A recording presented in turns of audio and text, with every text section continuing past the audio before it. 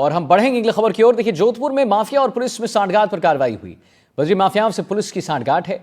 एक एएसआई समेत 11 पुलिसकर्मी लाइन हाजिर भी किए गए हैं। बिराड़ा थाने के 5 कांस्टेबल पर कार्रवाई हुई है।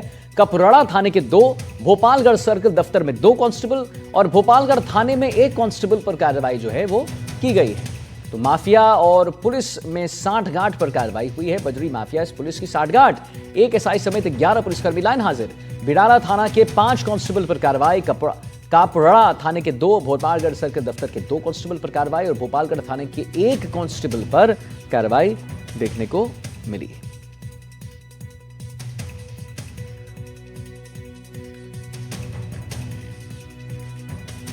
बिराड़ा थाने के 5 कांस्टेबल पर कार्रवाई, कापराड़ा थाने के 2 कांस्टेबल पर कार्रवाई, 11 कांस्टेबल लाइन हाजिर। भोपालगढ़ सर्कल दफ्तर के 2 कांस्टेबल पर कार्रवाई और भोपालगढ़ थाने के 1 कांस्टेबल पर भी कार्रवाई हुई है। जोधपुर माफिया और पुलिस में सांठगांठ पर कार्रवाई। मुकुल हमारे साथ लाइव जुड़ गए इसी खबर पर और जानकारी देने। मुकुल, क्या है पूरा लेटेस्ट अपडेट इस खबर पर, बताइए।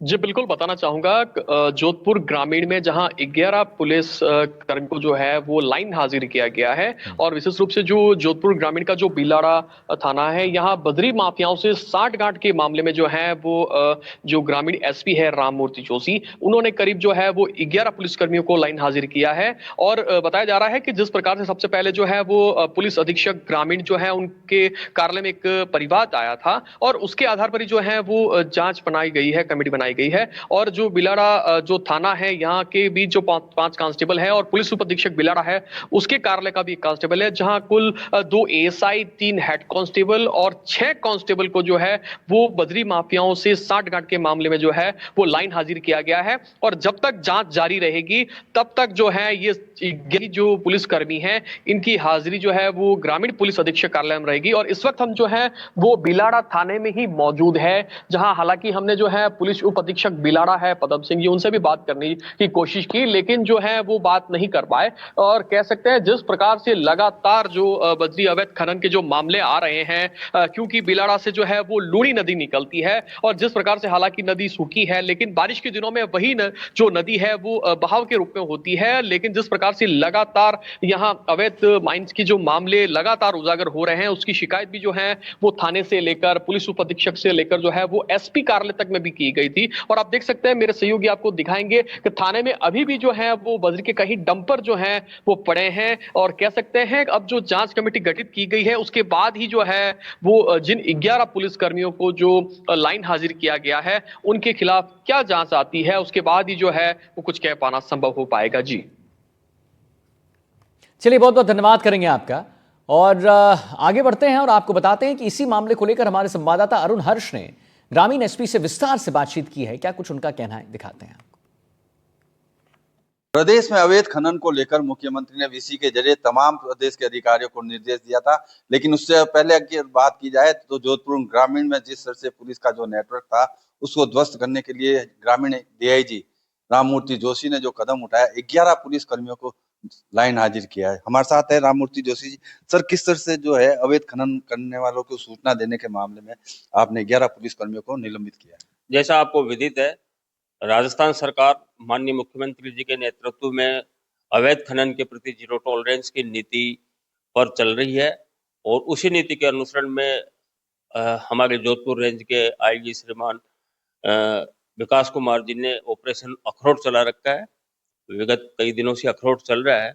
उस अखरोट अभियान की जब समीक्षा कर रहे थे तो उसमें बिलाड़ा और कापड़ा क्षेत्र में हमें कुछ पुलिसकर्मी जो है उनका जो अवैध खनन करता है उनके साथ संपर्क की आसूचना प्राप्त हुई, जिसका हमने उस आसूचना को डेवलप किया।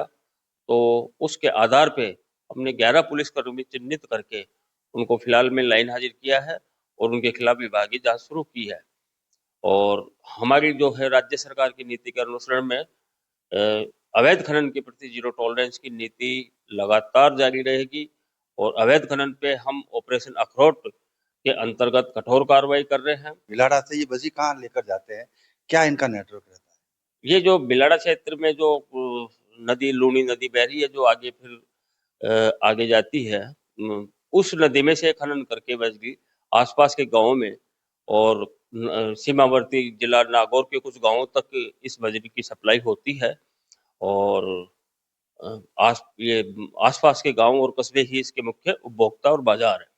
अगर आखिरी सवाल जिस तरह से जो है अब जीरो टॉलरेंस की नीति है, इससे एक बड़ा स्पष्ट संदेश गया है कि कोई भी पुलिसकर्मी हो या कोई भी हो, अगर इलीगल काम करेगा, चाहे अवैध मादक पदार्थों का हो चाहे बजरी का हो, उसके खिलाफ सख्त कार्रवाई की जाएगी। बिल्कुल, हमने इस अवैध खनन की रोकथाम के लिए जो है स्थायी नाके भी लगा रखे हैं। इसके अलावा हम लगातार सरप्राइज चेक भेजते हैं, सरप्राइज पार्टियां भेजते हैं, जो कि अवैध खनन कर्ताओं पे कठोर निगरानी रखती है और जो कोई अवैध खनन करता हुआ पाया जाता है उसके खिलाफ न केवल हम एफआईआर कर रहे हैं बल्कि विधि के अनुसार उन वाहनों और उन मशीनरी पे हैवी जुर्माना भी करवा रहे हैं। एनडीटीवी के माध्यम से उन लोगों को क्या संदेश देना चाहेंगे? सभी लोगों को मैं ये संदेश देना चाहूंगा, चाहे हमारे पुलिस के स्टाफ हो और चाहे आम जनता के जो अवैध खनन से जुड़े हुए असामाजिक तत्व उनको, कि जो अवैध गतिविधियां हैं उनसे दूर रहें और यदि आप अवैध गतिविधियां करेंगे तो निश्चित रूप से कानून अपना काम करेगा।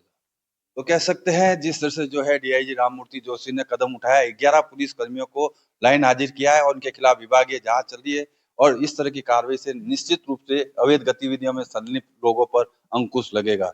जोधपुर से एनडीटीवी के लिए अरुण हर्ष की रिपोर्ट।